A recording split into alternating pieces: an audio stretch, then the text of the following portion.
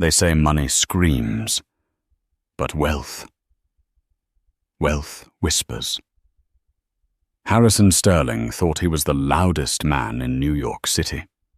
He thought casting aside his boring wife, Serafina, was just another business transaction stripping a liability from his balance sheet. He signed the divorce papers with a Mont Blanc pen and a smirk, literally laughing as the ink dried. He didn't know that the woman sitting across from him wasn't just losing a husband. She was activating a clause in a dormant family trust that predated the Federal Reserve. A trust worth not billions, but trillions. And the moment he signed, he didn't just divorce his wife. He fired his own landlord. The conference room on the 48th floor of the Seagram building was cold-tailored and smelled faintly of lemon polish and aggressive cologne. Outside the Manhattan skyline was a jagged jaw of steel and glass chewing on the grey October clouds. Inside, the atmosphere was even more hostile. Harrison Sterling checked his Patek Philippe watch for the third time in 2 minutes. He didn't have time for this. He had a lunch reservation at Le Bernardin with Jessica, his executive assistant, and the primary reason he was currently sitting across from the woman he had vowed to love forever only 7 years ago.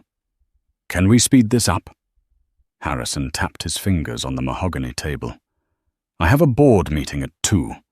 This needs to be done." Serafina sat perfectly still. She wore a charcoal dress that Harrison had always hated. He said it made her look like a governess. Her hands were folded in her lap, her face pale and unreadable. She looked small in the high-backed leather chair. To Harrison, she looked defeated. That was exactly how he liked his opponents. "We are just reviewing the final addendum regarding the Hamptons property, Mr. Sterling," Serafina's lawyer said. He was an older man named Arthur Penhaligon, wearing a suit that looked like it had been purchased during the Nixon administration. Harrison's own legal team, 3 sharks from Skadden Arps, looked at Penhaligon with barely concealed disdain. "Keep the Hamptons house." Harrison laughed a sharp, barking sound. He picked up the heavy document. "It's a money pit anyway. Consider it a parting gift. I'll keep the penthouse on 57th and the portfolio, as agreed." "As agreed," Penhaligon said softly. He slid the papers across the table. Harrison didn't even read them. Why would he? He was the CEO of Sterling Dynamics. He negotiated mergers with hostile foreign governments. He had crushed competitors into dust. Serafina was a librarian he'd met at a charity gala.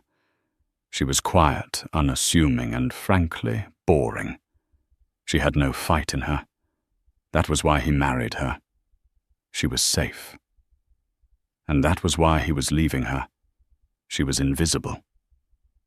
He uncapped his pen. The nib hovered over the signature line. "You're sure about this, Harrison?" Serafina spoke for the first time. Her voice was low, devoid of tears. It wasn't a plea. It sounded almost like a warning. Harrison looked up, a cruel grin stretching his face. "Serafina, darling, I haven't been in this sure about anything since I shorted the housing market in 2008. I'm doing you a favor. You can go back to your books and your cats. I need a partner who can keep up with the world I live in." He signed his name with a flourish. Harrison J. Sterling. He pushed the papers back, leaning back in his chair, chuckling. "There. Done. Free man." One of his lawyers, a sharp-faced woman named Collins, gathered the papers quickly. "We will file these within the hour. The divorce will be finalized by close of business." "Perfect." Harrison stood up, buttoning his Tom Ford jacket. He looked down at Serafina. She hadn't moved. She was staring at his signature, a strange look in her eyes. Not sadness. It looked like pity. Don't look so tragic, Sarah, Harrison mocked. You're walking away with $5 million. That's more money than your father made in his entire life. My father, Serafina said, standing up slowly, was a man of principles, something you wouldn't understand. Principles don't buy Gulf Streams. Harrison shot back, checking his phone. Jessica had texted, "Champagne is on ice. Hurry." "Goodbye, Serafina. Have a nice life." He turned on his heel and marched out of the conference room, his lawyers trailing him like a school of remora fish.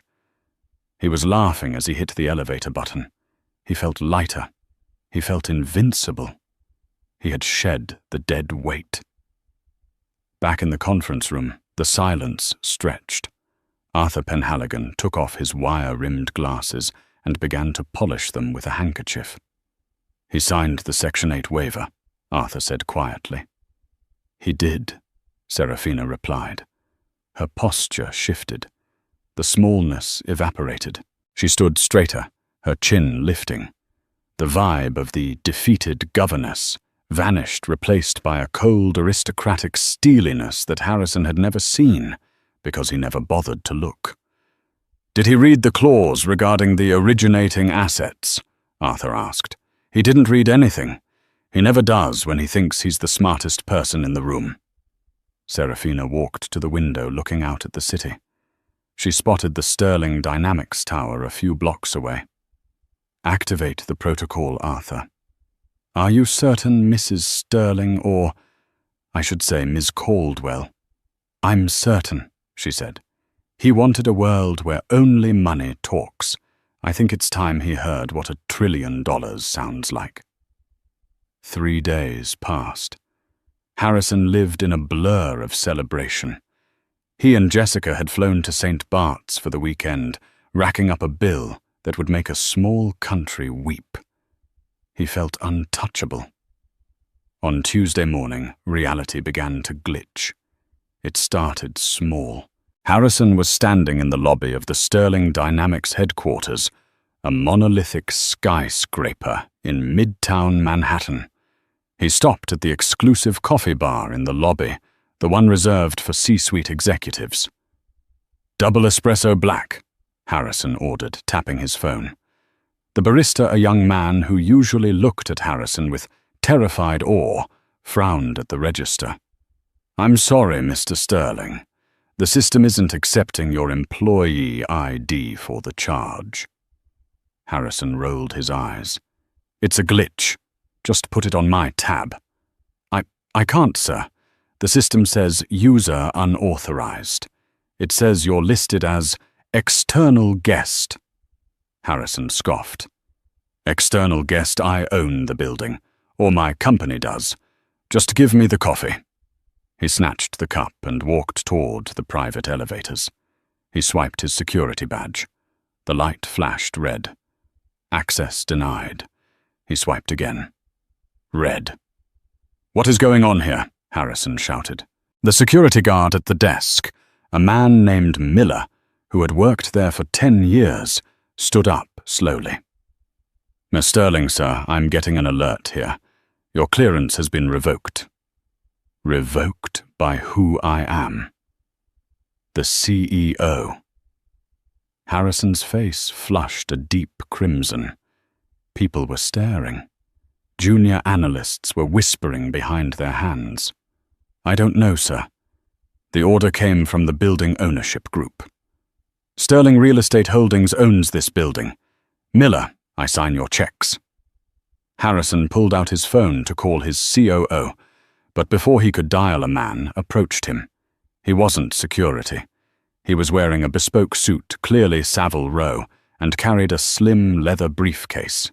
He looked Swiss. "Mr. Harrison Sterling?" the man asked. His accent was thick, precise, and European. "Who the hell are you?" "My name is Elias Thorne. I represent the Caldwell Sovereign Trust. I believe we have an appointment." "I don't know what that is, and I don't have appointments with people who stand in lobbies," Harrison snarled. "Get out of my way." "Mr. Sterling," Thorne said, his voice cutting through the noise of the lobby like a scalpel. "The Caldwell Sovereign Trust is the entity that owns the land this building stands on.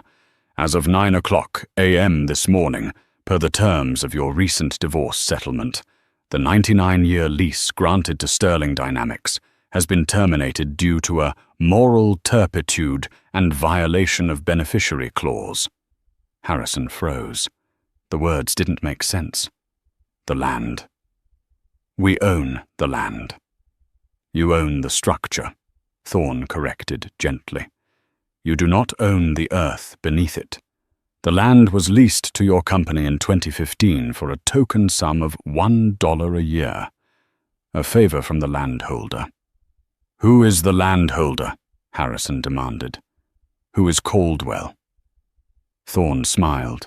It was a professional, devastating smile. "The sole beneficiary of the Caldwell Sovereign Trust is your ex-wife, Serafina Caldwell. You signed the waiver on Friday. By divorcing her, you severed the familial bond that allowed the $1 lease to exist. The rent has been recalculated to market value, plus a punitive multiplier for hostile separation." Harrison felt the blood drain from his face. "Serafina. Serafina doesn't have a trust. Her father was a high school history teacher in Connecticut. Her father, Thorne said, was the last male heir to the Blackwood Caldwell banking dynasty. He chose a quiet life. He rejected the money. But the trust remained. It accumulated interest for 40 years. It owns significant portions of Manhattan, including this city block, the Port Authority land in New Jersey, your logistics fleet uses, and the fiber-optic network grid under the financial district." Harrison laughed nervously. "This is a joke. Serafina put you up to this." "It's a prank." Thorne opened his briefcase and pulled out a single sheet of paper. It was a photocopy of the document Harrison had signed, laughing on Friday. Highlighted in yellow was a paragraph he hadn't read. Subsection 4. "Be upon dissolution of marriage, initiated by the non-blood party. Harrison Sterling, all rights to the Caldwell land grants revert immediately to the trust. Commercial tenants, Sterling Dynamics, shall vacate within 48 hours or face immediate asset seizure." "She can't evict a Fortune 500 company," Harrison whispered. "She isn't evicting the company, Mr. Sterling," Thorne said. "She is evicting you. The board of directors of Sterling Dynamics has already been notified. They are currently in an emergency session on the 50th floor. They have a choice: pay the new rent, which is currently set at $50 million per month, or remove the CEO who caused the lease violation." Harrison's phone buzzed. It was a text from the chairman of his board. "Don't bother coming up. You're out. Security will escort you." Harrison dropped the phone. The screen shattered on the marble floor he thought he owned. "She wants to see you," Thorne said. "Who the board? No." Thorne closed his briefcase. "Ms. Caldwell. She is waiting at the vault." "The vault? What vault?" "The Federal Reserve Bank of New York. Vault B. The trust is finalizing the transfer of your personal assets. You see, Mr. Sterling, you leveraged your personal stock options against the company's stability. Since the company is now technically insolvent due to the lease crisis, the bank has called in your loans." Harrison stared at the man. His world was disintegrating in real time. "My assets, all of them." "You kept the portfolio as agreed," Thorne reminded him. "But the portfolio is leveraged debt. Serafina kept the principals, as you called them. And it turns out the Caldwell principals are backed by gold bullion." Harrison grabbed Thorne by the lapels. "Take me to her." He had to fix this. He could charm her. He could bully her. He could do something. Serafina was weak. She was a librarian. This had to be a mistake.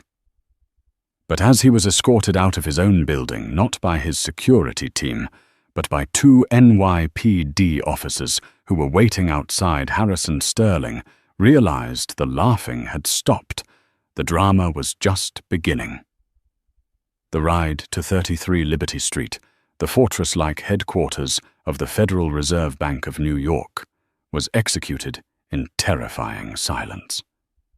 Harrison Sterling sat in the back of a black armored SUV, sandwiched between two men who looked less like lawyers and more like private military contractors. They didn't speak. They didn't look at him. They simply stared forward, their presence a heavy reminder that Harrison was no longer the one holding the leash.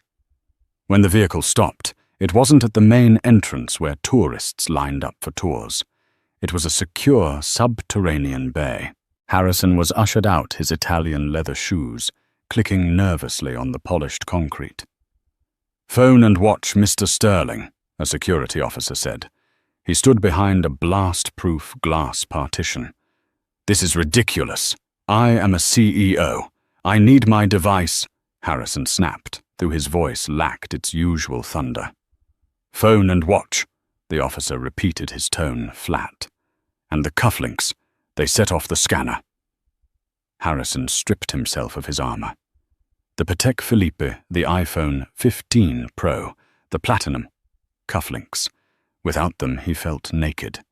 He was led through a series of checkpoints, each more rigorous than the last, until they reached the elevators that descended 80 feet below sea level into the bedrock of Manhattan. The air down here changed. It was cold recycled and carried a metallic scent, the smell of stagnant, compressed wealth. The elevator opened to reveal the legendary Gold Vault. Harrison had heard stories, of course. He knew that nations stored their bullion here. He expected to see bars of gold. What he didn't expect was to see Serafina standing in the center of the viewing cage, looking like the queen of the underworld. She had changed. Gone was the shapeless gray wool dress she had worn in the conference room. She was wearing a tailored white suit, sharp and architectural, that made her glow against the dim amber lighting of the vault. Her hair, usually pulled back in a severe bun, was loose, cascading over her shoulders. She didn't look like a librarian anymore. She looked like a deity. Standing next to her was the governor of the Federal Reserve Bank. The actual governor. He was nodding deferentially at something she was saying. "Harrison," Serafina said. She didn't turn around fully. She just angled her head. "You're late." "I was detained by your goons," Harrison hissed, walking up to the heavy steel bars that separated them from the stacks of gold. "Serafina, what is this?" "The lease the building. You've made your point. You want more alimony? Fine. We can renegotiate. 10 million. But call off the dogs." The governor excused himself, giving Harrison a look of pity before disappearing into the shadows. They were alone, save for the silent guards at the perimeter. "Look at it, Harrison." Serafina pointed through the bars. "Do you know whose gold this is? It's the Fed's. It belongs to countries. France, Germany, Italy." "Some of it," she admitted. She pointed to a massive stack of dull yellow bars in the far corner, a stack that reached the ceiling. "Compartment 104. That stack belongs to the Caldwell Sovereign Trust. My family." Harrison stared. The stack was immense. Hundreds of millions of dollars, maybe billions. "My great-grandfather, Elias Caldwell, didn't trust the markets in 1929, Serafina said softly. He converted everything. Real estate, rail bonds, steel mills. He turned it all into metal and land. He erased our name from the social registers. He taught us that true power isn't being on the cover of Forbes. True power is being the reason the people on the cover of Forbes can pay their payroll." Harrison felt a wave of nausea. "You lived in a 2-bedroom apartment in Queens when I met you. You drove a Honda. I wanted to be sure." She turned to face him now, her eyes clear and devastatingly calm. I have access to more capital than God, Harrison. I didn't need a provider. I needed a partner. I needed someone who loved me.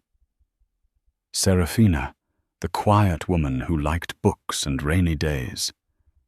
I needed to know that if the money vanished, the man would stay. She took a step closer to the bars. And for 3 years you were wonderful. But then, Sterling Dynamics went public, and you changed. You became obsessed with status. You started mocking the very simplicity that I loved. You started hiding assets. You started sleeping with your assistant. Harrison flinched. Jessica meant nothing. Jessica meant everything, Serafina corrected, because she represented what you really wanted, something shiny, shallow, and expensive. You signed that divorce decree, laughing, Harrison. I watched you. You were so happy to be rid of me, because you thought I was a burden. I didn't know, Harrison stammered. If I had known, that is exactly the point. Serafina's voice raised for the first time, echoing off the steel walls. If you had known, you would have stayed. But you wouldn't have stayed for me. You would have stayed for this. She gestured to the gold. So what now? Harrison tried to regain his composure. He squared his shoulders. You have money. Congratulations. I have my company. I built Sterling Dynamics. I'll find a new building. I'll fight the eviction in court. I have lawyers too, Serafina. Serafina sighed a sound of genuine disappointment. She signaled to Elias Thorne, the Swiss lawyer who had appeared from the shadows. Mr. Sterling, Thorne said, opening a leather folio. You don't seem to understand the liquidity crisis you are currently facing. I have 50 million in personal holdings, Harrison spat. I'm fine. You had 50 million in equity, Thorne corrected. However, your personal wealth was tied to a line of credit from First Manhattan Bank. You used your Sterling Dynamics stock as collateral to buy your penthouse, your yacht, and your stake in that winery in Napa.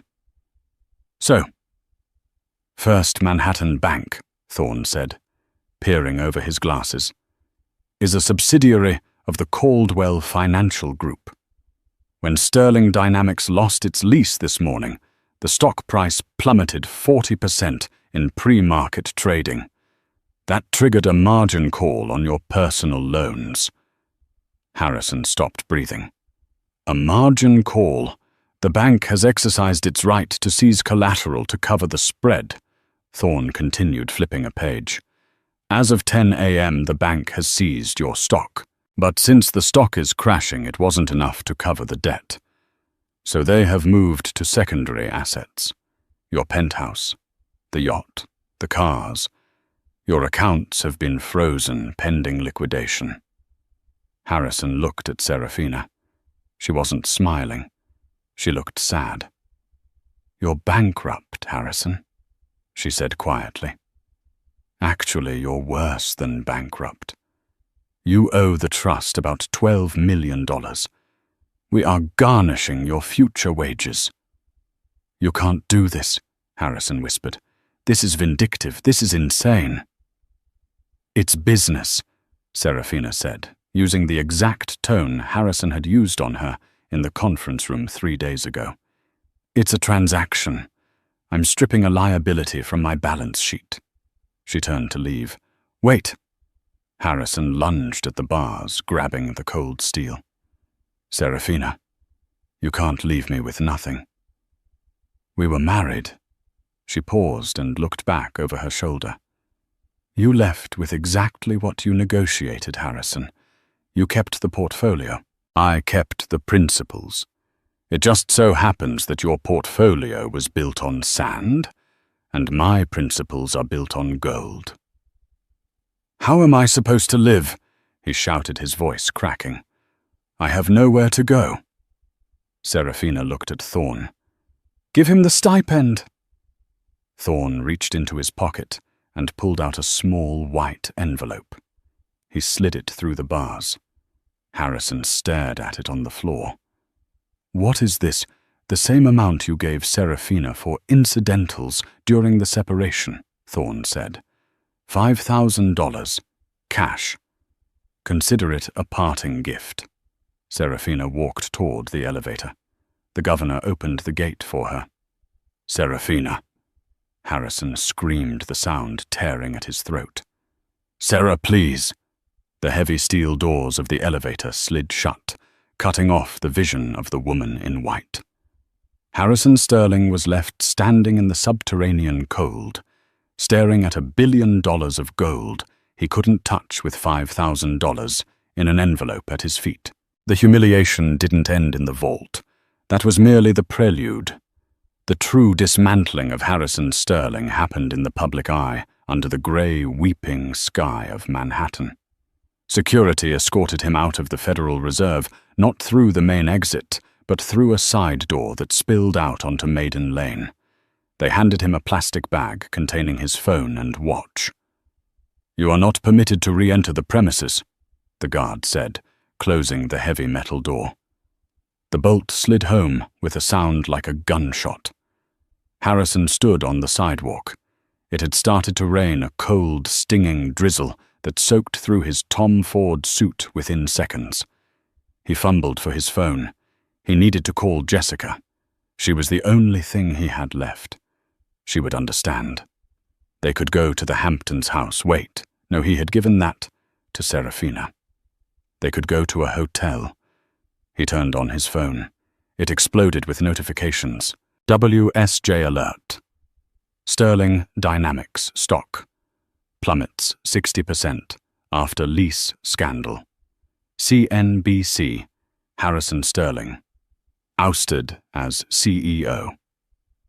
Page 6. The $1 trillion divorce. Who is the mystery heiress? He ignored them all and dialed Jessica. Pick up, he muttered, wiping rain from his eyes. Harrison. Her voice was tight, high-pitched. Jess, thank God. Listen, it's a mess. A total mess. Serafina, she's insane. She has these lawyers. They froze the accounts. I need you to pack a bag. Pack the jewelry, the cash in the safe, everything. Meet me at the St. Regis. I'll explain everything when I... Harrison, I can't, Jessica interrupted. What do you mean you can't? Just get a cab. No, I mean, the police are here. Harrison froze in the middle of the sidewalk. A pedestrian bumped into him and cursed, but he didn't notice. The police at the penthouse. They're evicting us. Harrison. Jessica was crying now, but it sounded like angry tears, not sympathetic ones. They said the apartment belongs to the bank. They gave me 10 minutes to gather my personal belongings. They're watching me pack. Put them on the phone! Harrison roared. That is my property. They said it's not. And Harrison, my cards aren't working. I tried to Uber to my sister's and it declined. You said I was an authorized user on the black card. The accounts are frozen, Jess. Just wait for me downstairs. I'm coming.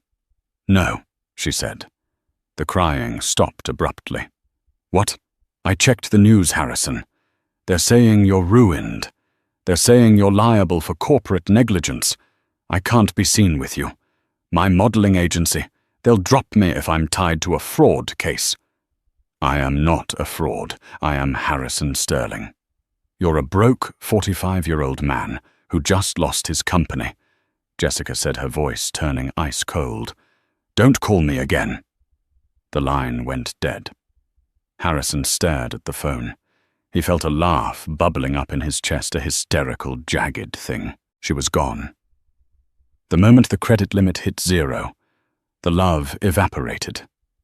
Serafina's words in the vault echoed in his mind. I needed to know that if the money vanished, the man would stay. He put the phone in his pocket. He had to get to the penthouse. He had to save something. There was a Patek Philippe Nautilus in the safe worth $200,000. If he could just get that, he had a lifeline. He hailed a taxi. 57th and Park, he ordered. The driver looked at him in the rearview mirror. Harrison looked like a maniac, soaked hair water dripping off his nose, eyes wild. "You got cash, buddy, card machine is broken." Harrison remembered the envelope. He tore it open. $5,000 in crisp hundreds. He threw a $100 bill at the driver. "Just drive." The ride to Billionaires Row took 40 minutes in the gridlock. When the taxi pulled up to the limestone facade of his building, one of the most exclusive co-ops in the city, Harrison didn't wait for the change. He jumped out and ran toward the awning.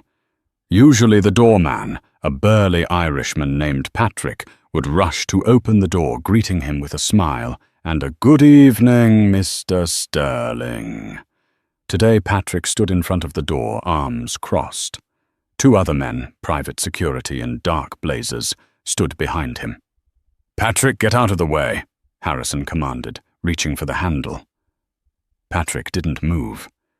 He was a big man, and for the first time, Harrison noticed how intimidating he actually was. "I can't let you in, Mr. Sterling. I live here, I own the penthouse." "Not anymore, sir.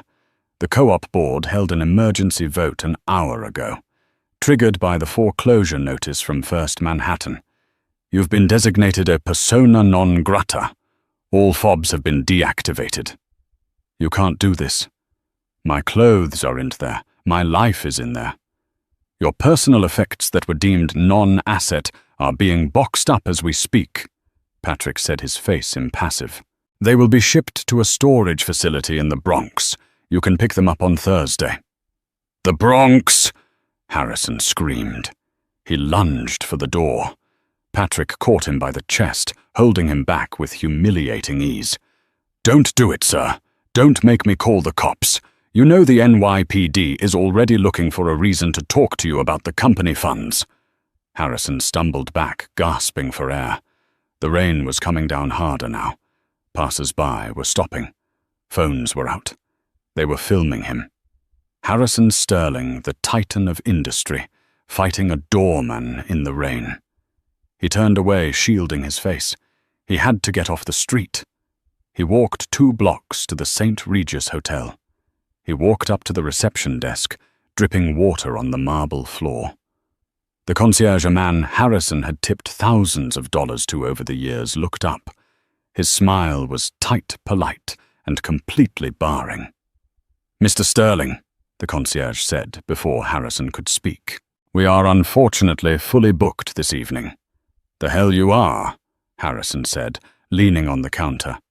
"I stay here 3 times a month. You always have the presidential suite." "We are fully booked for you, sir," the concierge said, his voice dropping to a whisper. "Management received a call from the ownership group." "Who owns this hotel?" Harrison demanded. "The building is owned by a holding company," the concierge said. "Sovereign Hospitality." Harrison closed his eyes. Sovereign. Serafina. "She owns the hotel. The trust has a majority stake in the real estate, sir. We were instructed that providing you with accommodation would be a violation of the conflict of interest policy. I'm sorry, Harrison. Truly." Harrison turned around. The lobby of the St. Regis, with its crystal chandeliers and gold leaf ceilings, spun around him. He walked back out into the rain. He had thousands of dollars in his pocket, but nowhere to sleep. He was blacklisted. It wasn't just the money. Serafina was systematically turning off the lights in his world. She was showing him that his entire existence, the clubs, the hotels, the status wasn't something he earned. It was a playground built by people like her, and he had just been kicked out of the sandbox. He found himself walking aimlessly down Fifth Avenue. He passed the stores he used to shop in: Gucci, Tiffany's, Bergdorf Goodman. They all seemed like fortresses now impenetrable and hostile. His phone buzzed again. An incoming call, unknown number. He answered it, desperate for a friendly voice. "Hello, Harrison." It was a voice he recognized. Carter Bennett, his best friend, his college roommate, a hedge fund manager worth $3 billion.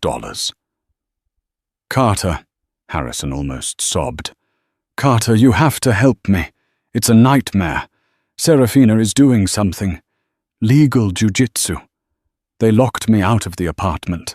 Can I crash at your place in Tribeca, just for a night until I get my lawyers to fix this?" There was a long silence on the other end of the line. "Harrison, look," Carter said, his voice awkward. "I can't really do that." "Why not?" "We've been friends for 20 years.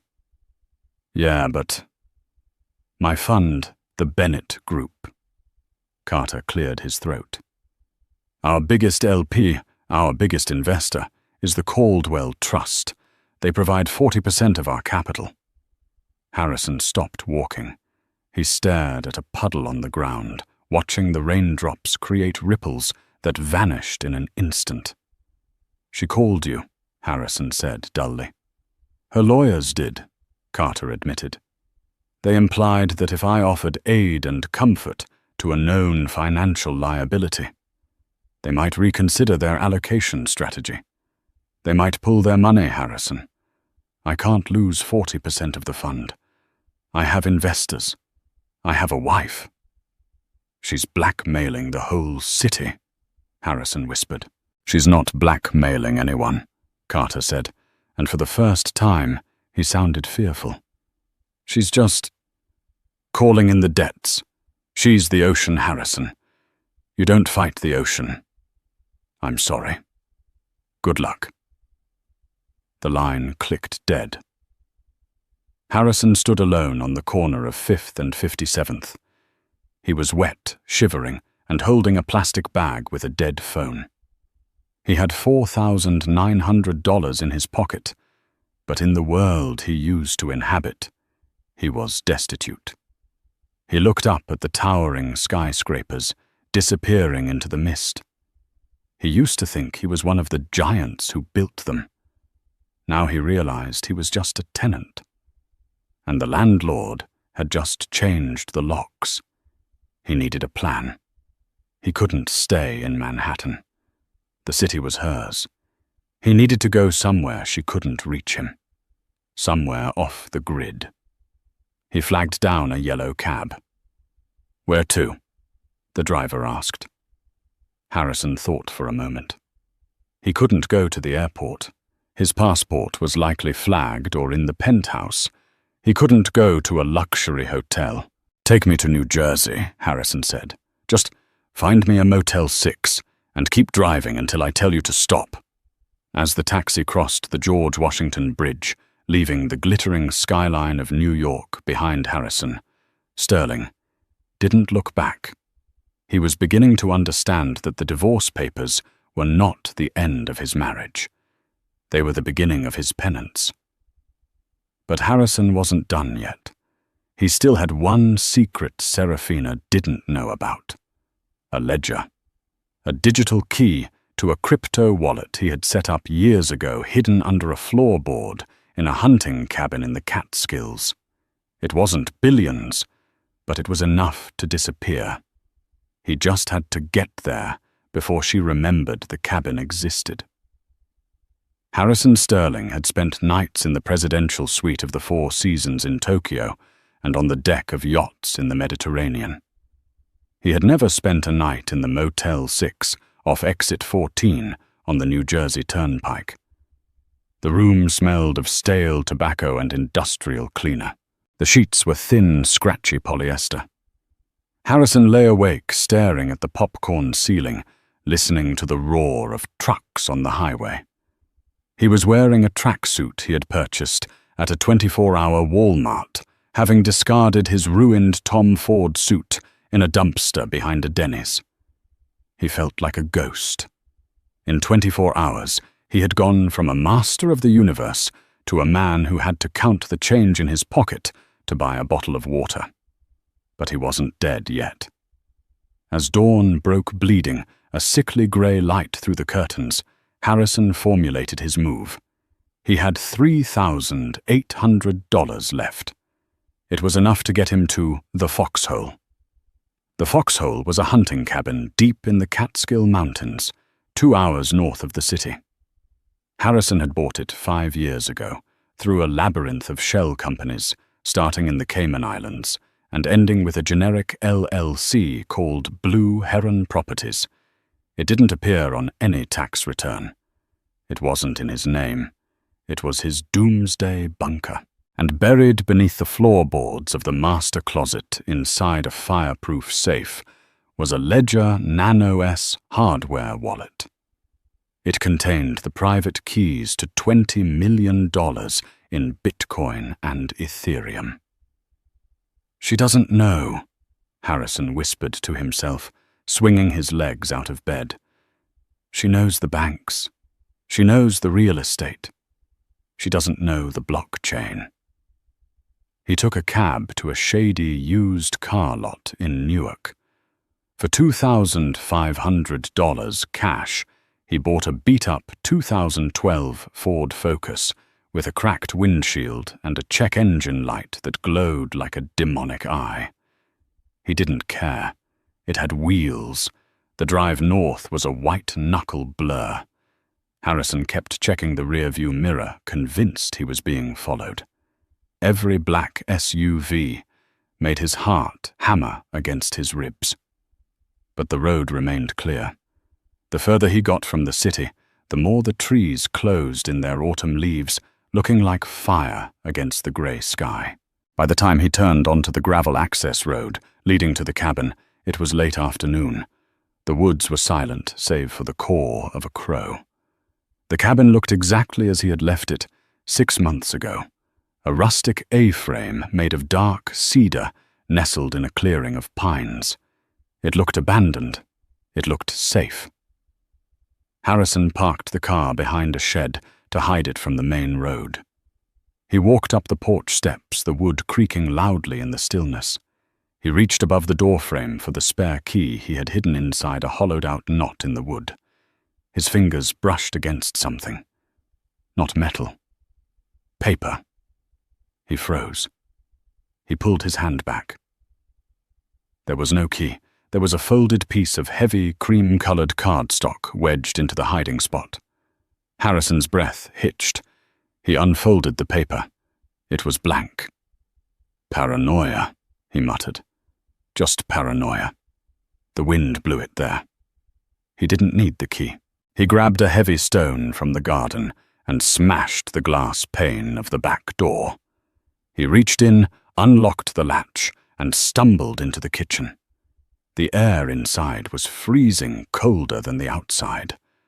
Dust motes danced in the shafts of light, cutting through the gloom. Harrison didn't waste time. He ran to the bedroom, threw open the closet door, and fell to his knees. He clawed at the edge of the floor rug, throwing it aside. There underneath was the loose floorboard. He pried it up with his fingernails, ignoring the splinter that drove itself into his thumb. The hole was dark.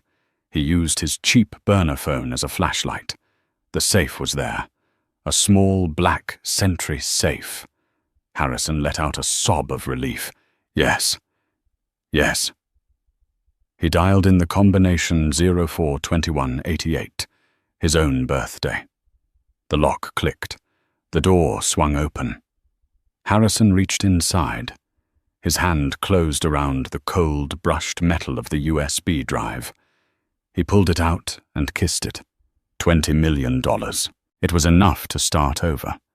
He could fly to a non-extradition country. He could buy a new identity. He could live like a king in Thailand or Brazil. He stood up, clutching the drive. He felt the rush of adrenaline returning.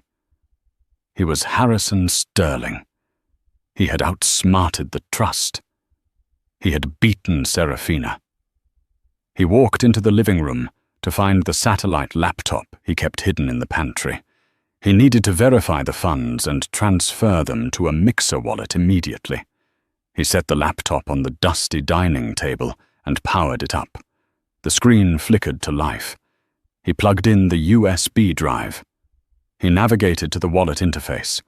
His hands were shaking so hard he could barely type the PIN. PIN accepted. Loading wallet balance. Harrison held his breath. Balance 0.00000000 BTC. Harrison stared. He blinked. He hit refresh. Balance 0.00000000 Bitcoin.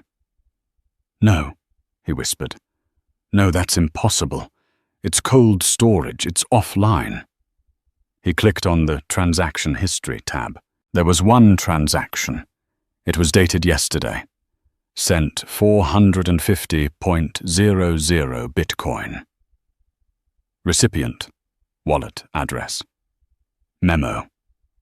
Contribution to the Serafina Caldwell Arts Foundation. Harrison screamed. He swept the laptop off the table, sending it crashing against the wall. How? He roared at the empty room. How did she know? The silence of the cabin was his only answer. And then the landline phone on the kitchen wall, a rotary phone that Harrison kept purely for aesthetic reasons, a phone that shouldn't even have service, began to ring. The ringing was loud, shrill, and impossible. The line had been dead for 2 years. Harrison had cancelled the service himself to ensure total isolation. Ring. Harrison backed away from it, as if it were a bomb. He bumped into the kitchen counter. Ring. He couldn't ignore it. It was calling to him a siren song from the hell his life had become. Slowly, with a trembling hand, he picked up the receiver and held it to his ear. He didn't speak. "Hello, Harrison," a voice said. It wasn't Serafina. It was a male voice, calm, slightly bored with the distinct nasal quality of a tech support agent. "Who is this?" Harrison croaked. "This is Kevin, from IT." Harrison's mind raced. "Kevin? I don't know a Kevin." "Sure you do," the voice chirped. "Kevin, from the 14th floor. You hired me 3 years ago to set up a secure, untraceable crypto architecture for your, what did you call it? Your rainy day fund." Harrison remembered. The kid with the glasses and the anime t-shirts. The genius he had paid $10,000 in cash to set this up. "You..." Harrison gripped the phone tighter. "You gave her the keys I paid you. I made you sign an NDA." "Yeah, about that," Kevin said, the sound of typing clicking in the background. "See, Ms. Caldwell, or rather the Trust's forensic accounting team, found the cash withdrawal you used to pay me. It was marked office supplies in the ledger, but you took it from the petty cash account of Sterling Dynamics. So since you used company funds to pay for the setup, and you used a company laptop to generate the seed phrase initially, the wallet is technically company property. And since the Trust now effectively owns Sterling Dynamics, due to the insolvency proceedings..." "You stole my money!" Harrison screamed. "We recovered corporate assets," Kevin corrected. "Actually, Ms. Caldwell was very generous. She decided not to press charges for embezzlement. She just wanted the donation for her foundation. She loves the arts, you know." Harrison slammed the phone down. He ripped the cord out of the wall. He looked around the cabin. It felt like the walls were closing in. He had to leave. He had to run. If they knew about the cabin, the police weren't far behind. He grabbed his car keys and bolted for the back door. He burst out onto the porch and stopped dead. The gravel driveway was no longer empty. Blocking his beat-up Ford Focus was a sleek, matte black Range Rover. Leaning against the hood, cleaning a pair of wire-rimmed spectacles with a silk handkerchief, was Arthur Penhaligon. Standing next to him were two uniformed New York State troopers. Harrison dropped the keys. They landed in the dead leaves with a soft thud. "Mr. Sterling," Arthur said, placing his glasses back on his nose. "I must say you are a difficult man to schedule a meeting with." "Get off my property," Harrison said, though the fight had drained out of him. He sounded like a child. "Your property." Arthur raised an eyebrow. He pulled a file from the passenger seat of the Range Rover. "Blue Heron Properties, LLC, incorporated in Delaware." "Yes," Harrison said. "It's mine." "It was," Arthur corrected. "You see, Blue Heron Properties failed to pay its annual registration fee in Delaware last month, an administrative oversight on your part. I assume you were busy with the divorce." Harrison felt his knees weaken. He had forgotten. He had forgotten the $300 fee. When an LLC goes dormant for non-payment, Arthur explained, his voice sounding like a lecture on contract law, its name becomes available. The Caldwell Trust re-registered Blue Heron Properties, LLC 2 days ago. We paid the back taxes. We assumed the assets, including this charming, albeit drafty cabin. Arthur gestured to the troopers. "Officer, this man is trespassing on private land owned by the trust. He has also, I believe, broken a window to gain entry. That is breaking and entering." The trooper stepped forward, his hand resting on his belt. "Harrison Sterling." Harrison looked at the woods. He could run. He could bolt into the trees. But where would he go? He had no money, no car, no coat. It was dropping below freezing tonight. He looked at Arthur. "She planned this. She knew I would come here." "Ms. Caldwell knows you better than you know yourself," Arthur said. "She knew you would seek out your safety net.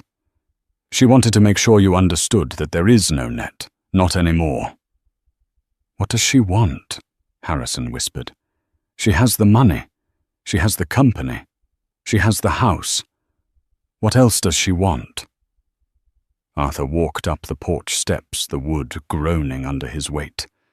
He stopped inches from Harrison. "She wants an apology, Mr. Sterling. A real one." "An apology?" Harrison scoffed, a jagged, broken sound. "For what?" "For falling out of love." "No." Arthur said, his eyes hard behind the lenses. "For the laughter. You laughed when you signed the papers, Harrison. You treated her dignity like a joke. The trust doesn't care about your infidelity. But the Caldwells, they take manners very seriously." The trooper pulled out his handcuffs. "Turn around, sir." As the cold metal clicked around his wrists, Harrison looked at Arthur one last time. "Where are you taking me, Jail?" "Eventually," Arthur said, checking his watch. "But first we have a detour. Ms. Caldwell has requested your presence.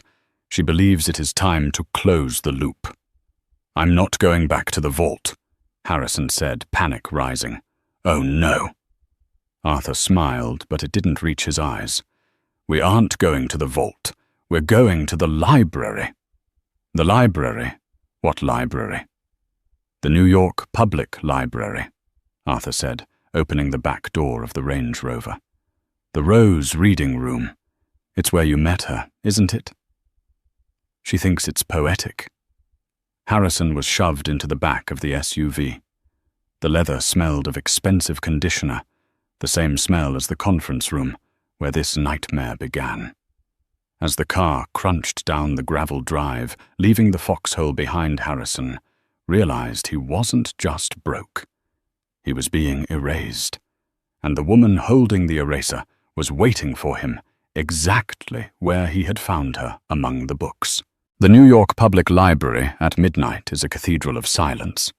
The Rose reading room, usually buzzing with scholars and tourists, was empty. The vast ceiling with its murals of rolling clouds seemed to press down on the space below. Harrison Sterling walked down the center aisle, his footsteps echoing on the wood floor. The handcuffs had been removed by the troopers outside, leaving red welts on his wrists. Arthur Penhaligon walked a few paces behind him, a silent warden. At the far end of the room, sitting at a long oak table under the glow of a brass lamp, sat Serafina. She wasn't wearing the power suit from the vault. She was wearing a simple cardigan and jeans, the same outfit she had worn the day they met right here, 7 years ago. On the table sat a single leather-bound book. Harrison approached the table. He was exhausted, broken and shivering from the cold mountain air he had been dragged from. "This is where you spilled coffee on my thesis," Serafina said, not looking up from the book. "I remember," Harrison rasped. "I bought you a new laptop to make up for it." "You did." She looked up. Her eyes were tired. "You were kind then. You were ambitious, yes, but you were kind. You didn't know who I was. You didn't know about the trust or the gold or the buildings. You just saw a girl who was upset about her notes." "I loved you, Sarah," Harrison said, his voice cracking. "I really did." "I know," she said softly. "And I loved you. That's why this is so hard." "Then stop it." Harrison slammed his hand on the table. "Stop this insanity. You've stripped me of everything, my company, my home, my reputation. You've had me arrested. You've proved your point. You're powerful. You win. What more do you want?" Serafina closed the book. The sound was like a gavel striking a block. "I didn't strip you of everything, Harrison. The trust did. It's an automated system, a machine built by my ancestors to protect the family from predators." She slid the leather-bound book toward him.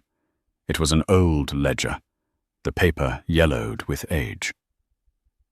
"Read the highlighted passage," she commanded.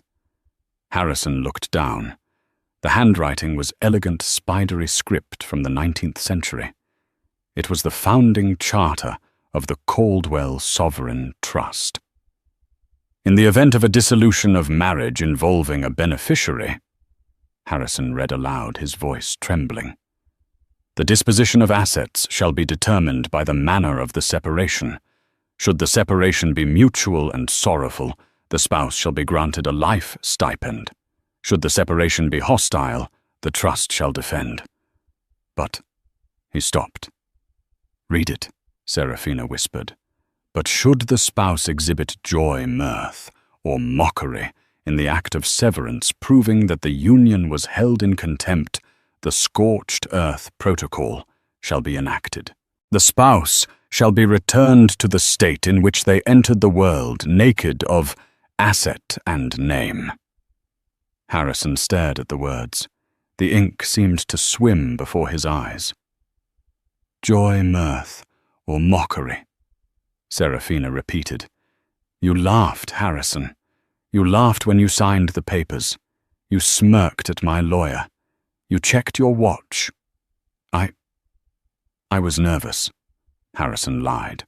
"You were relieved," she corrected. "You treated our marriage like a bad investment you were dumping. That laughter, it triggered the clause. If you had signed with a heavy heart, if you had shown even an ounce of regret, the trust would have given you half. You would have walked away with $50 billion. Harrison fell back into the chair opposite her. The air left his lungs. 50 billion. "I laughed myself into poverty," he whispered. "You laughed yourself out of a family," Serafina said. She stood up. "The trust is satisfied.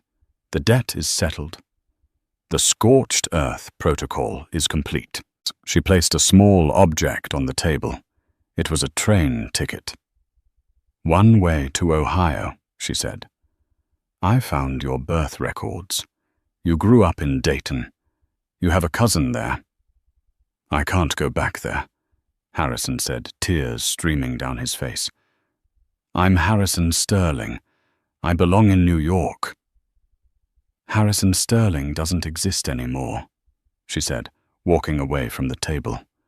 The name Sterling was a brand you created. The trust owns the trademark now. Just Harrison again. She stopped at the exit of the Reading room and looked back. For a second the steeliness vanished, and he saw the woman he had married. I would have given it all up for you, you know, she said, her voice echoing in the vast, empty hall.